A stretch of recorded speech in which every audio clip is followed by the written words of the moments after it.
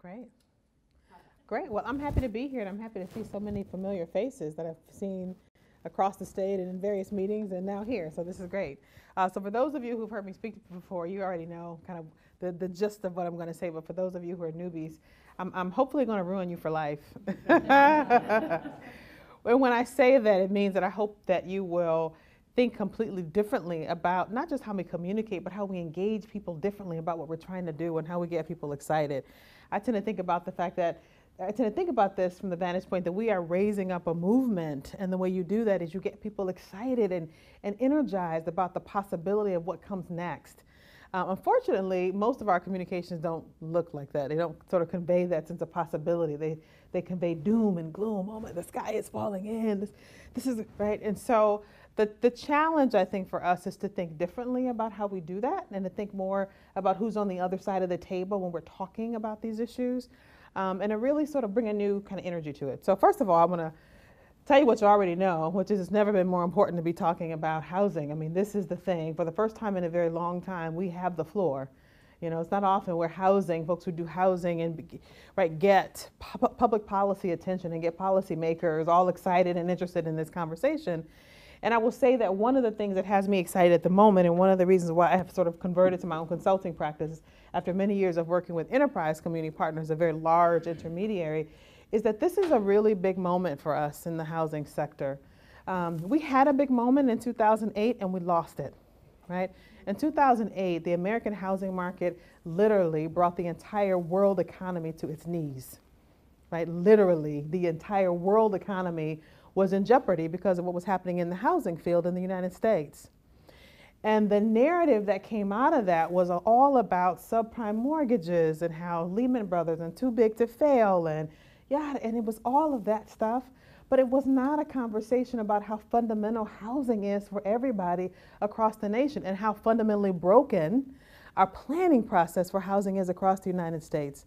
And so we missed the moment. We missed the opportunity to really convey that we ought to be all leaning into what it means to plan thoughtfully for the needs of our community. We missed that moment. So that's the bad news. The good news is, here it is again. Because just not even a decade later, we are back in the middle of a housing crisis. Almost every major housing market in the country is experiencing shortages that are so severe that it's become a problem not just for those of us who care about the little people, but for the titans of industry, right? You got all the tech folks all across California saying, okay, here's 200 million, here's 3. Not because they have suddenly woken up and said, oh my gosh, there are all these folks who are struggling with housing. It's because it's now impacting what's happening on Wall Street. If you read the Wall Street Journal, they're talking about affordable housing. For the first time in like 15 years, they want to talk about affordable housing, right? So this is a moment, and the challenge for us in this field is to get the messaging and engagement process right so we don't miss the moment, right? So that's why I'm here. That's what I'm doing all across the country. I work with large organizations. In fact, I work with Chan Foundation, a lot of the foundations across California and all across the country. And I work with little small organizations. I have a little small organization in Kentucky, a little small a shelter that's trying to expand and facing all kind of NIMBY pressures all across the region. So I work with big organizations and small organizations alike, because all of us need to be singing from the same hymnal, which is, this is really fundamentally important and we got to get this right. So my interest in the conversation today is to engage you in that conversation and to really help as you begin to build out what this looks like for Sonoma, to really help you get energized about what this could look like. So we know this is important. I will say that the big challenge for us is that the challenges of housing really are not technical, right? This is not about the fact that we don't know how to build No, we have all of the technical aspects of what we need to do. A technical problem is something that you can't solve. You don't know how to solve it. Cancer is a technical problem. We don't have a cure for it. We're trying to find it. In housing, we know how to do this. The challenge in housing is adaptive. Where are you going to put it? Who's going to pay for it? Right? Who's impacted by it? Who's going to be upset if you put it in their network? It's all the adaptive stuff. How do we adapt the technology? How do we adapt what we know for different kind of communities, and who lives there already, and who's going to be upset if you put it there? That's all adaptive stuff. And I will say what we know fundamentally is one of the biggest sort of crises that we have in leadership today is that we are dealing with a whole series of adaptive problems as if they were technical. right? That's what's happening in housing. We're fighting about the sort of technical aspect, and it's not the technical stuff. It's the adaptive stuff, right? And one of the biggest adaptive challenges is public will. How do you get average, everyday people to lean in and say, this is important. We have a responsibility to solve this as a fundamental issue. And we all have a desire, right, and a stake in making sure this is resolved in a way that's equitable, in a way that's inclusive and thoughtful. How do you get folks who are surrounded every day by crisis literally to lean in? I mean, if you think about that, I was sharing with some of the groups this morning how much crisis is around us every day. You open the paper and it's just crisis, crisis, crisis, crisis. You know, right, what's going on, the State of the Union is going on tonight, and the Democrats and Republicans are going to be fighting about something, everything, right? Is the government going to be shut down or not? Are the Russians, what happened with that? Social Security, the Koreans, the Chinese, I mean, everything feels broken around us. The educational system is broken. The housing system is broken. Workforce development system is broken. It just feels like it's crisis everywhere. And when you combine that with the sort of cause marketing folks on the other side of that, so on the one hand, you're getting it from the sort of news outlets constantly, crisis, crisis, crisis. And then you go to the grocery store and no kid hungry. This many kids were hungry in any given night. And then you go to Home Depot and this many homeless vets. And I mean, on the television, the Humane Society, because we right in the save the polar bear, save the whale, save American Cancer Society. I mean, it is overwhelming. So it's no reason why, I mean, you get why people would rather figure out what Kim Kardashian had for breakfast, right, than lean into what's happening in the neighborhood. It's depressing, it's tough, it's big, it's hard, and you don't even know how to solve it. So this issue of building people's excitement and energy around leaning in when everything around them tells them, I don't want to be involved in that stuff. Democrats and Republicans are fighting, I don't know, right, is the challenge. And there's no more important challenge for us to be addressing. So I'm going to go through a couple things today, mostly around just talking about how we build, what does it mean to say we're building public will? What does that mean? What does that take? Why is it so hard? Why does it sometimes backfire, right? And then also, probably the best part of this, if you stick with me long enough, which is how do you actually do it so it's working well? And what are some examples of people across the country who are doing it well, even in some communities across California?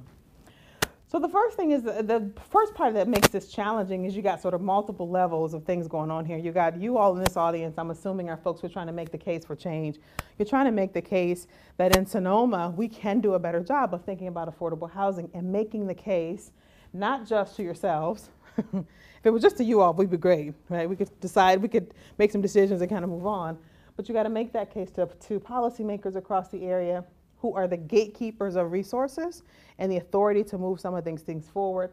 And then also to the broader public, many of which just simply do not have the appetite to figure out all the details of what it takes to do the work that the gatekeepers are doing, the work that you are doing. But it's important because you're trying to manage this sort of case making at multiple levels, and it's tough. And one of the challenges of it being tough here, which is here, we sometimes fall in love with our own language. Right? Don't you just fall in love with the way that, like, the thing that made you lean forward and say, yes, right? You say it like that to everybody you meet. But what I would say is that the thing that brought you to the table is not the thing that's likely to bring the other folks, right? Because if it was, they would be in these seats right now.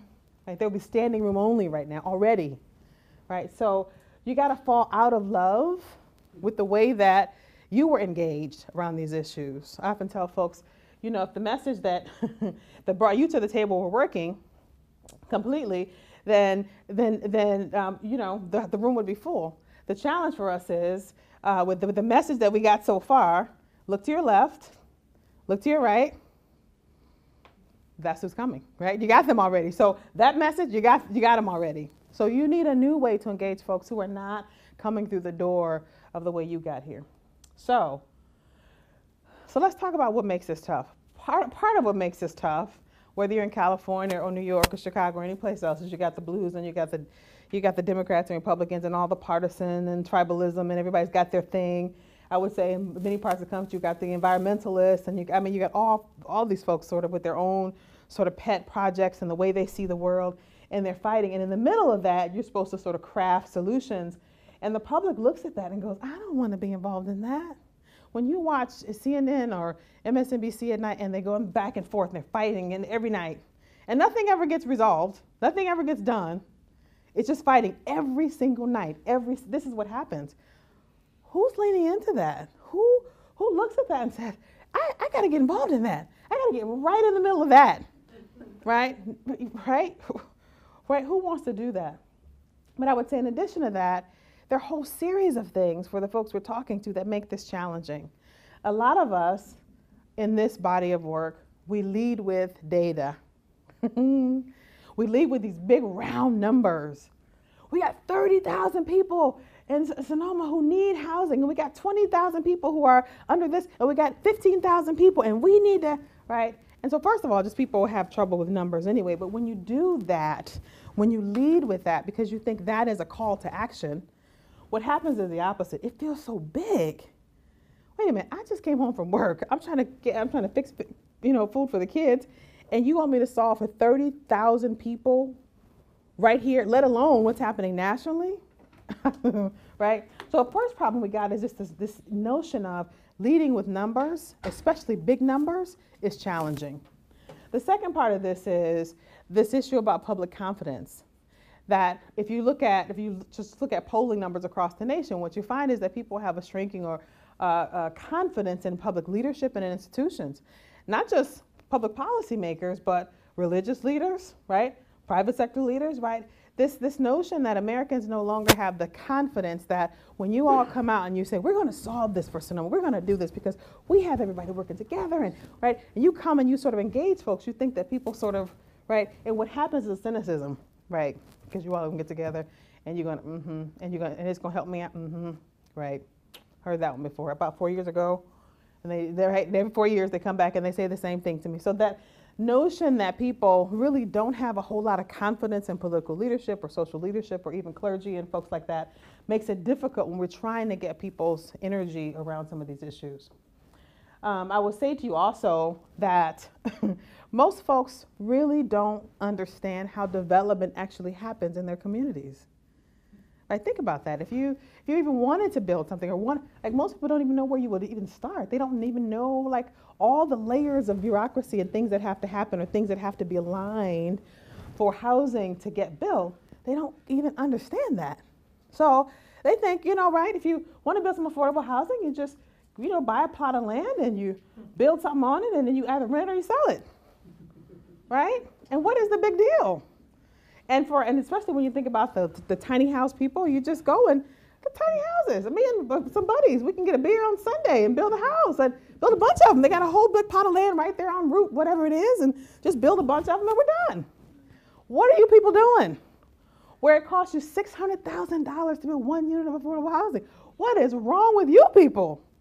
Right, so that conversation doesn't go very well when you start to say, yes, it costs $600,000, but what has to happen is this thing, and then that thing has to, and then that has to work with the zoning, and then after we get zoning, we have to get financing, and then we have multiple, we're braiding together, multiples, right? It doesn't, right? You people are making it so difficult. This is why I don't want to see these policymakers. They just make it so complicated. And so if that's the sort of logic that people are dealing with, you can imagine when you say we need systems change and how we deliver housing, they just want you to get out of the way so they can build tiny houses and we can be done with this thing, right? So that conversation doesn't go well when we are thoughtful about how we lift up systems and systems change in the way we're talking about. Some of these other ones, right? No, thanks. We're too busy. You got a solution? Yeah, okay. The notion that people are often resistant to change. There's something we call, economists call it sort of path dependence. Like we've always done it this way. It seems to be working. Don't mess with it because you might even make it worse. You're going to build some stuff and the next thing I know, the traffic is going to be worse and I'm not going to have this and the schools, I don't know, just leave it. Just leave it, let it go. I'd rather deal with the devil I got than the devil that you're bringing, right? So even when you have really thoughtful ideas and you're bringing those to the table, they sometimes fall in the court of public opinion because people are not as receptive to change as we'd like them, just as a matter of right, human nature. So we talked about the sort of this being too big, but also the issue of scarcity when there doesn't seem to be enough to go around. When it's very clear there are winners and losers, and some folks are losing, and there's a scarcity of resources, people aren't usually sort of willing to sort of open up and say, let me share what I have. what they say is, I'm going to conserve what I got. I got my own water. You better get yours, right? And that's a part of the conversation that makes this incredibly difficult. So those are general issues. What I'll say about that is, in addition to that, I was going to say, it backfires our conversations for a whole number of reasons. Sometimes I have people look at the newspapers, right? If you just Google affordable housing, look at the news anywhere across the country, and then you go down to the comment section. What you find is lovely comments, all that, most of which are not very favorable to issues of affordable housing. Folks will say, you know, for tenants on the edge paying rent that takes more than half their income, move to another state, you idiots, right? It's just math. People with money will continue to move to the state in your neighborhood, driving up the price. If you're 40 and you have kids and you make less than $60,000, you have to plan to live someplace else. I'm sorry, right? And on and on and on. If you can't afford the rent, don't you typically move to push to homelessness? Really? I lived in San Bernardino when I was broke. Then things got better and I was able to move. I didn't move someplace I couldn't afford. And if it became unaffordable, I'd simply leave, right? Not move into my Prius, right? This is the same kind of thing you find all across the country. And it's not because people from California are calling the people in Tennessee and say, tell them to move, right? And the people in Tennessee are telling the folks in Detroit, tell them to move. I mean, literally, the same cultural narratives show up no matter where you are across the country, because this is cultural. It's cultural in terms of the way we tend to think about issues. So colleagues and I did a lot of research on this. We put out a paper just last year called You Don't Have to Live Here. Housing messages are backfiring and 10 things we can do about it. And what we really wanted to put our sort of field on notice that it's backfiring. Here's the good news. It's backfiring in predictable ways. The same stuff you find backfiring in Detroit is the same stuff you find in LA, same stuff you're hearing in Sonoma, the same stuff, right? Because it's cultural. So when we ask people all across the country, like, how do you think about housing? What's up with the housing? Consistently, right, you get these kinds of backfire. And the paper was about not only just the backfire, but what you do to get people up and over this. So backfire is like probably the most pernicious and probably the most common one is the mobility narrative. And you saw that in those comments. If Sonoma County has gotten too expensive, you have to move, right? Because housing is a consumer good. It doesn't, in other words, people think about housing as a consumer good, not as a public good. So education is a public good. Healthcare, to some extent, is a public good. Housing is a reward for good choices. You go to school, you get a good education, you get a good job. The reward for that is housing, and you can buy whatever your budget can afford you, right? So it's your responsibility to take a look at your budget, right? Personal responsibility, figure out what you can afford, and then move to the place that's consistent within your budget. So there are a lot of folks who are going to look at their budget and find that they are no longer able to live in Sonoma. Move, you idiot. Right? That's right. I'm sorry. Life has changed. Things have changed. Fires came and drove the price. You got to move. Consistently. This is not just like one or two folks, a little money.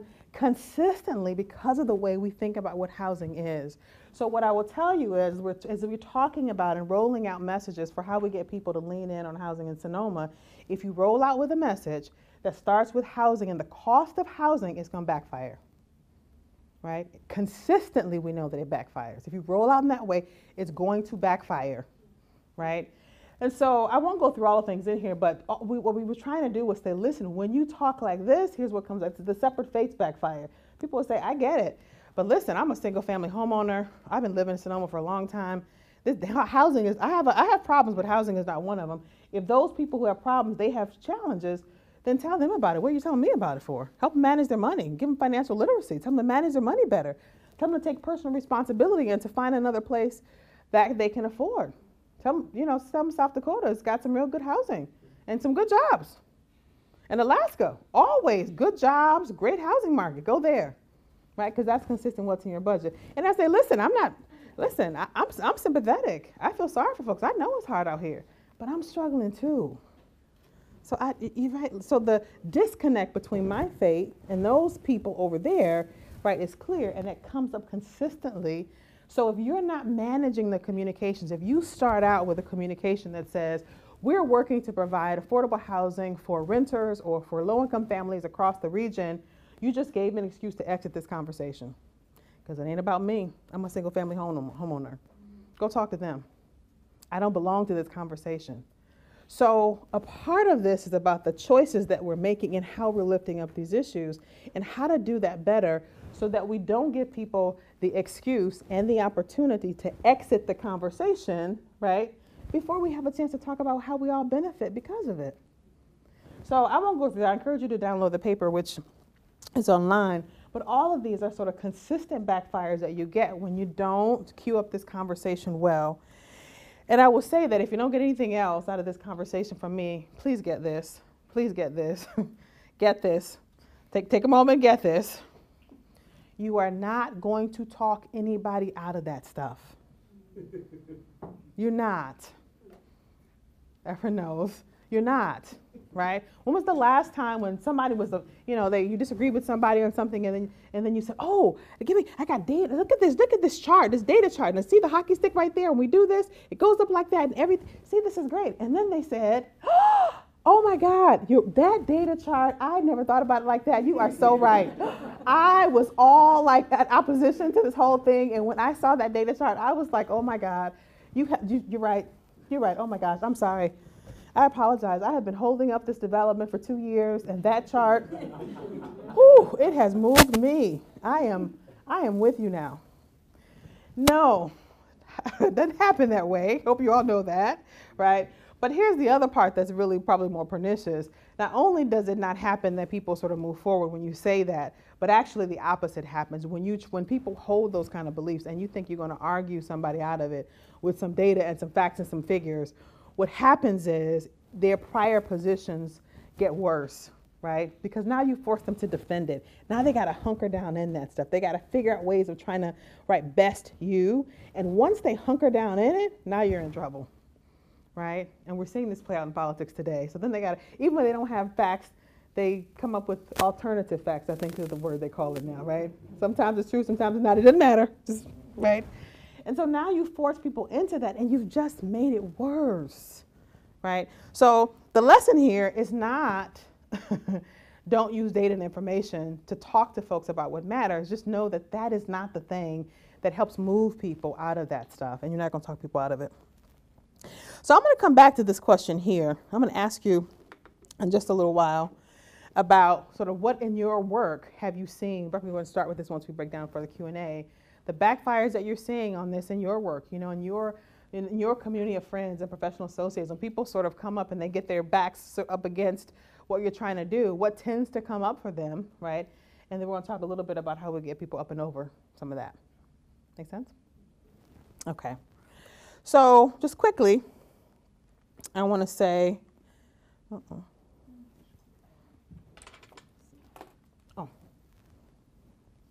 there we go. Here, we're going to say. So there's good news and bad news about this. I'm going to give you the bad news first. So then at the end, you kind of leave on a good or higher note, right?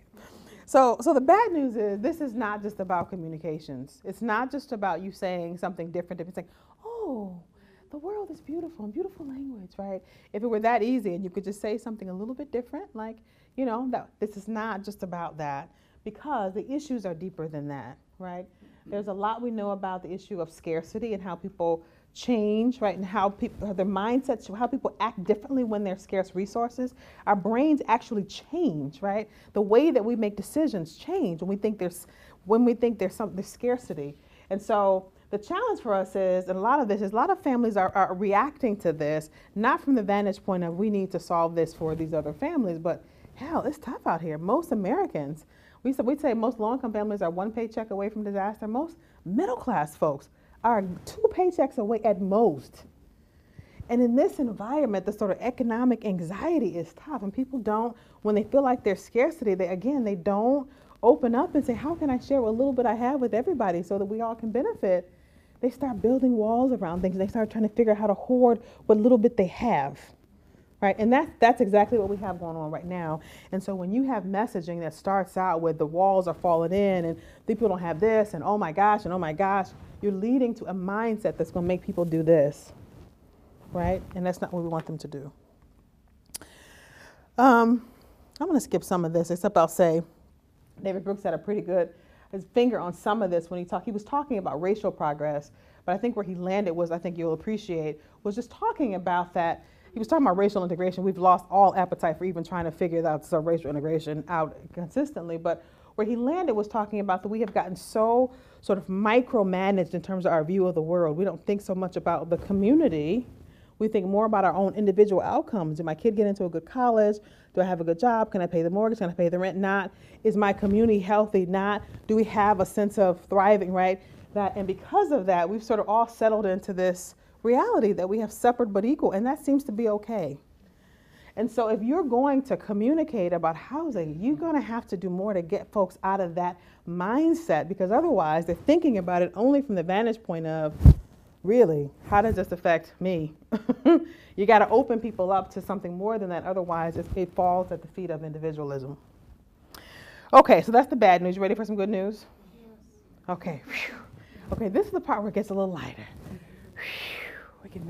All right, so the good part about this is there's a lot of really, really, really, really great social science that can help us get people up and over that stuff. You're not arguing people out of that stuff, but a lot we know about how people actually take on different attitudes, how they digest information differently, how they are moved beyond their sort of, predisposed sort of belief system about housing and those people.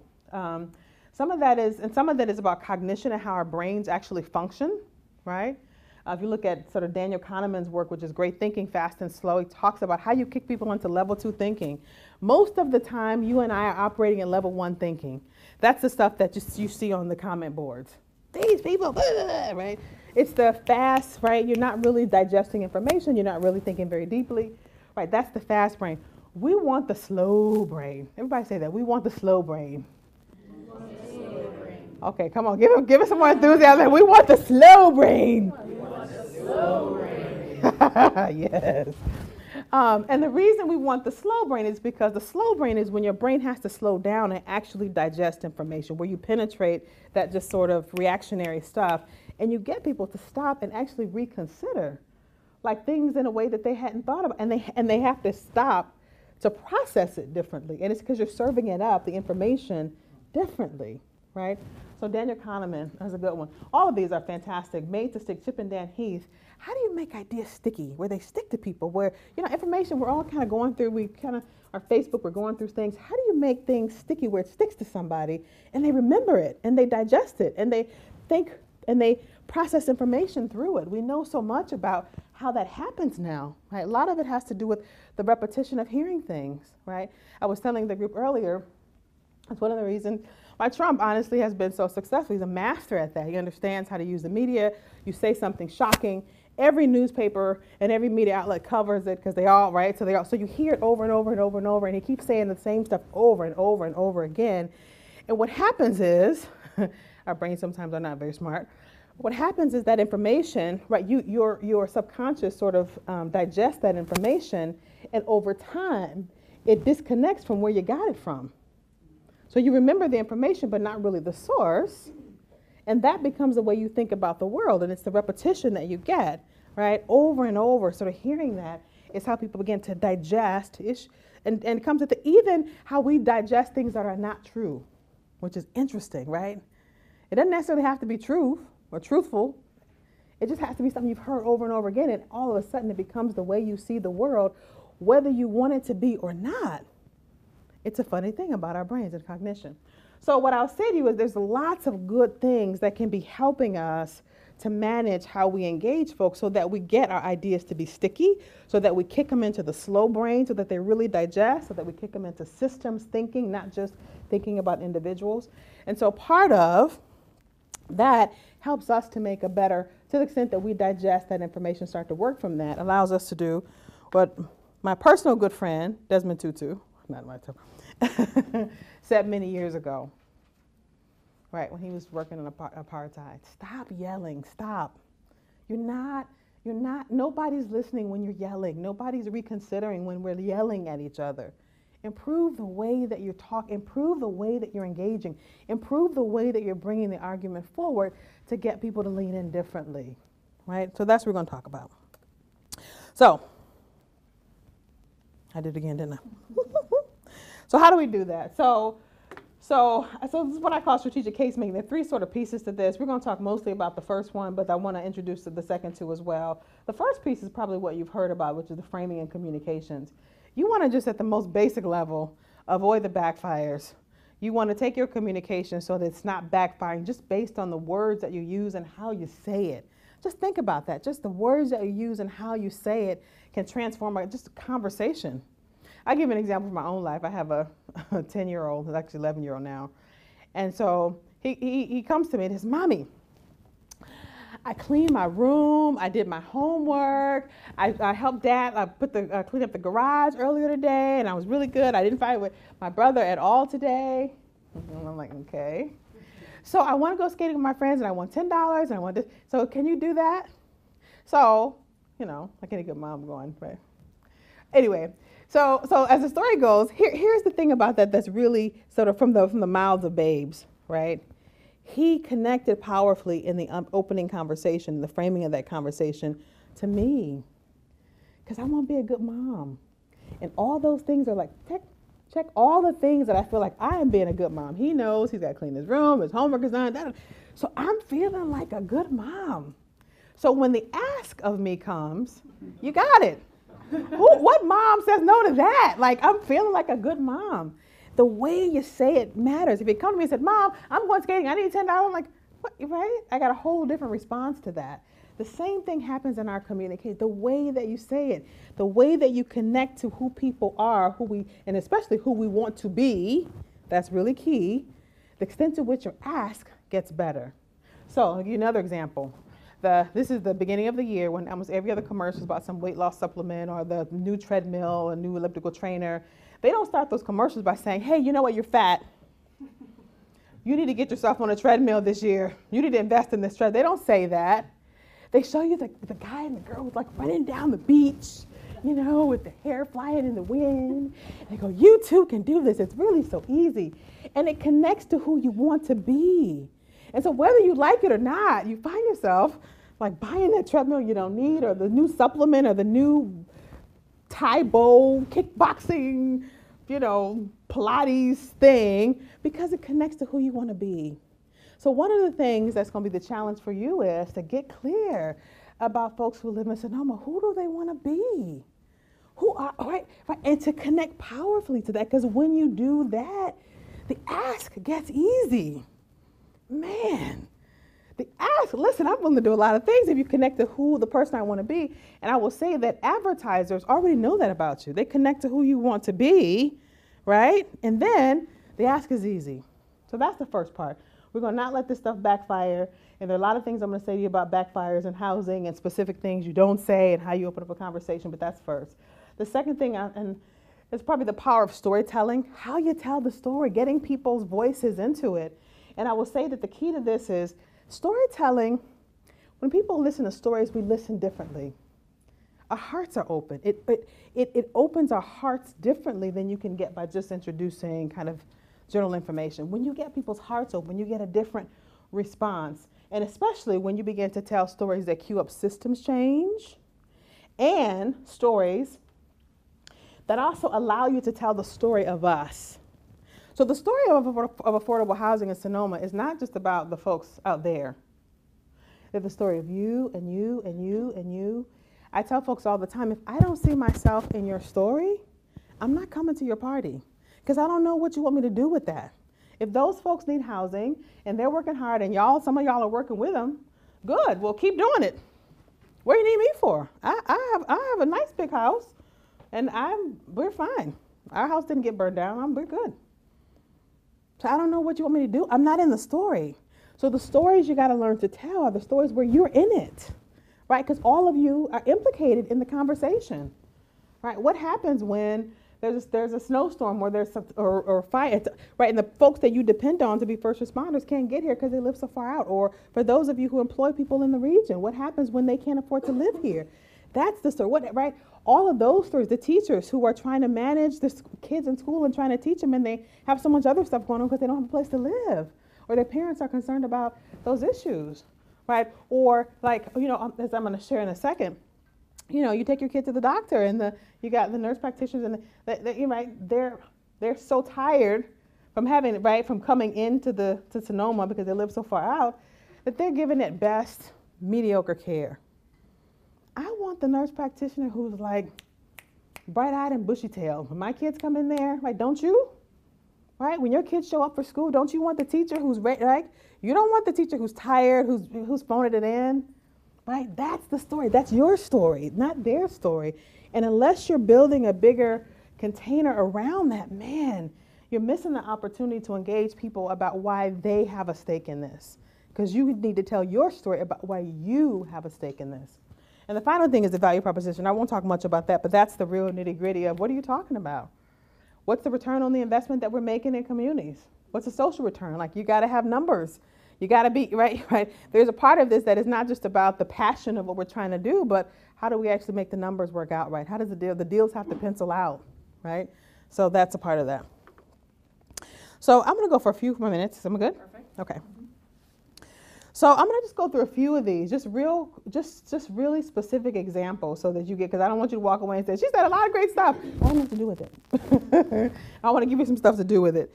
So the first thing is, and I talked about this a little bit, is how you say it differently, how the way you introduce the conversation matters. I get a lot of folks when they first come to me and they say, well, we'd help them work on it. This was for the governor's task force in Minnesota. And they asked me to look at their task force report, and I looked at it and they asked me to give them comments. I said, well, first of all, the first 5 pages of this is all negative. It's a 30-page document. It's all negative. Right? This many people are poor. We don't have it's a shortage. The state's economy is going to go down. Da, da, da, da, da, da, da, da. Who's leaning into that? Who's coming to that party? Not me. Listen, literally after a long day of work, who's coming to that party? I'm not. I got 99 problems. I don't need another one, right? So what I asked them was think about the aspiration. What is it that people in Minnesota want to be? Connect powerfully to the identity of people here. What are they concerned about? And the biggest thing that came back to us consistently was prosperity. People really are feeling like people have been really prosperous, and the state's livability is great, but they feel like that's going away. Right? So talk to them about that. A part of the way you're going to solve that is through housing. Tell them about that. The prosperity across the state is directly related to our ability to solve this issue. You don't get, even if you're in a wealthy community in Minnesota, you don't get to be prosperous, right? As a state, right? Bringing in new employers, growing the economy, right? Unless you're solving for this issue. You don't get that. And so talk to them about how housing, and actually not housing, homes, we'll talk about this in a second, right, matters, right, to build that aspiration. So again, as you all are thinking about Sonoma, what do people here want to be? What powerfully connects to the identity of people here? And tell them that you don't get to maintain that, to leave that legacy for your kids and everybody else who comes later unless you solve this, right? This is on the pathway to the thing you want. You don't get there without going through this door. In fact, the campaign that came out of this, you can go online, it's called Prosperity's Front Door. We are in housing, prosperity's front door. You want prosperity in Minnesota, you got to get the housing stuff straightened out. It doesn't work any other way. So that's the first thing. The second thing is, I would say, I did it again. So repositioning people as part of the story, and I talked a little bit about this already, but this is an example of in Illinois. They did a bang-up job on this. It's not that they need affordable housing.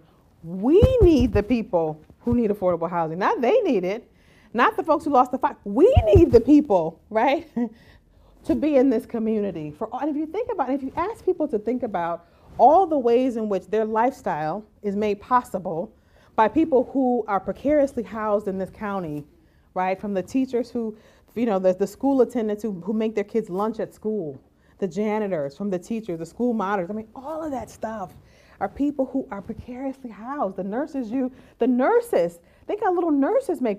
If something happens to you and your husband, or God forbid, right, you fall out in the middle of the floor and you got to go to the doctor, you want the doctor, you want the nurse, you want the nurse practitioner, right? You want the attendant, right, who didn't have to drive an hour and a half to get here this morning and who's tired, right? When you ask people to think about that, it repositions them as part of the story. Not them, but we. And it helps to value the folks who often in this community feel not valuable. Oh, we're just farmers. Oh, we just make the food as a cafeteria. No, you're not. You're a valuable member of Sonoma. And we're trying to make sure that everybody, right, has a chance to not only feel valuable, but is included in our community. That's the way you turn that conversation around. I'll do a few more of these and then kind of open it up. So here's some do's and don'ts. So we talked about housing as a consumer good.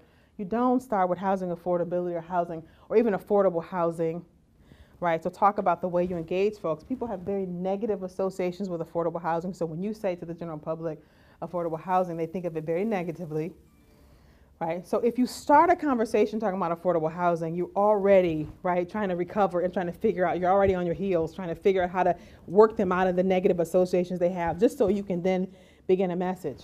Don't start there. Don't start talking about housing affordability. Talk about what's happening broader for the community. In this community, right, being the cost has put the quality home outside of the reach of a lot of folks in the community, right? So don't start with that terminology because you know that it's so negative. I would say also check the housing market is out of control at the door as well. Stop saying stuff like the housing market in Sonoma is spiraled out of control and we got to get it. No, because what that sounds to folks like is that it's the invisible hand. We can't control the market. That feels too big. What you can say is, no, the rules and guidelines are out of step. Like, we haven't updated how we're delivering housing and housing resources across the region. And because we haven't managed that, housing costs are now spiking across the region. Some of the folks in Minnesota, I've been working with the governor's task force. They're now putting some of this stuff into action, and you see things like this, which is great, right? Tell them about how, and I would say too, talk about systems changes, remodel. So we're not going to gut the entire housing system in Sonoma. We got to remodel this thing, right? The Minnesota Family Investment hasn't seen an increase since 1986. And they've now started a sort of social media campaign talking specifically about that. People all over social media. In 1986, my family had a yellow, right? A gallon of gas cost 93 cents. Today, Minnesota has over $500 million in TANF funding, but less than 13% of it goes directly to families. If we stop asking parents to raise their kids, so what you get out of that is a sense that it's the policies that we're driving in terms of social change, and it's a remodel. This stuff hasn't been updated in so long. Ridiculous. Who drives that?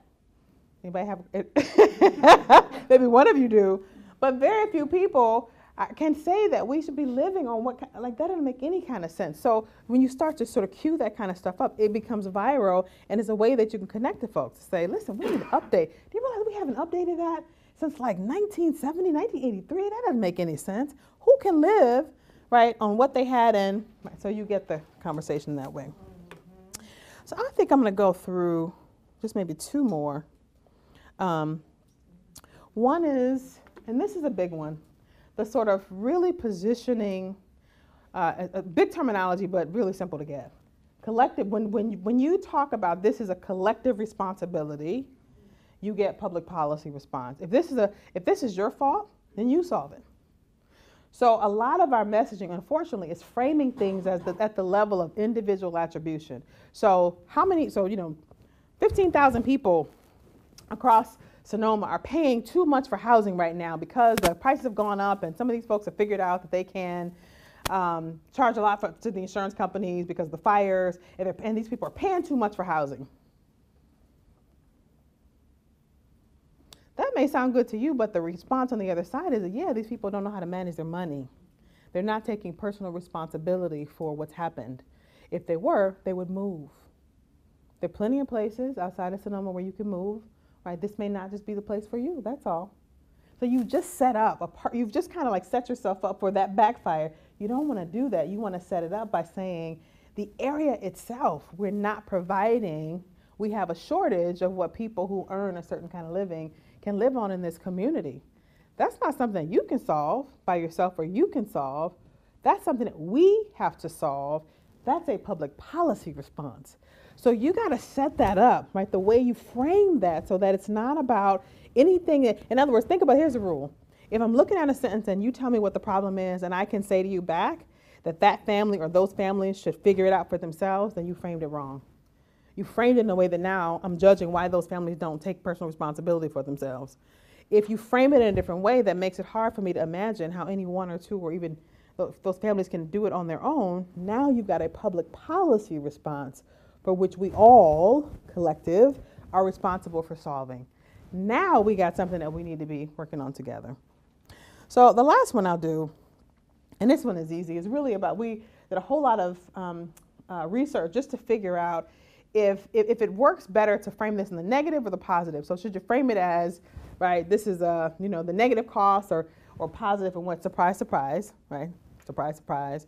When you head to head, when you frame it in the negative or the positive, our brains are wired for optimism. So you want to frame it in terms of what's possible. You don't want to frame it in terms of widespread disaster if we don't. You want to frame it as, this is a great opportunity. We don't want to miss the opportunity of what's happened in Sonoma right now. Yes, the fires might have been challenged, but this is an opportunity for us to lean into what our community actually needs, right? To think long-term about how we position Sonoma for the future, right? This is an opportunity for us. Let's do that. Let's get started. Let's roll up our sleeves, right? Get that beer, right? Or whatever else, and let's figure this out. Wine, yes, wine. Let's get that wine and let's figure it out. So when you frame it that way, our brains are literally wired for optimism, right? People are much more likely to lean forward when they've got something to hope for than when they're afraid of disaster, right? So framing that differently matters. So I have a lot in this slide deck that I could go through, but I think I risk overwhelming you if I say much more. So I just want to stop there. I think first just take some questions, right? I'm happy to talk about additional things outside of this. But what I hope you sort of get is the inclination that engaging folks differently matters. Understanding who's on the other side of the table and who you're talking to matters, right? So you're not just sort of rolling out with the language that you fell in love with, but you're looking at who's on the other side of the table and how are they interacting with this? What are the fears? Where are their identities? And you're coming up with a way that they can lean in, because again, this is consistent with who they want to be, right? This is aspirational. This is bigger than just a couple 100,000 units. If it's just about a couple of times, I don't want to, right? But if this is about all of Sonoma and like the future of who we are and what we have and how we leave a legacy, that's bigger. That's the thing that people show up for and get excited about, right? And then you say, yeah, we got to roll up our sleeves. There's some tough conversations we're going to need to have. But if we're all figuring out there's a lot to do, and in every one of our positions, we're maxing out our lane, right? So the banks, whoever they are, max out your lane. If you're in community development, do everything what can you do, right? If you are in the nonprofit sector, United Way, you're right, YMCA, what can you do? Let's max out your lane on this. Everybody working in the same direction because of this bigger aspirational future that we're looking at. It gets to be a different kind of activity, right? People get excited about that. And that's what we're after, not simply a couple 100,000 units in Sonoma, right? Wouldn't you agree? Mm-hmm. Okay, good. Questions?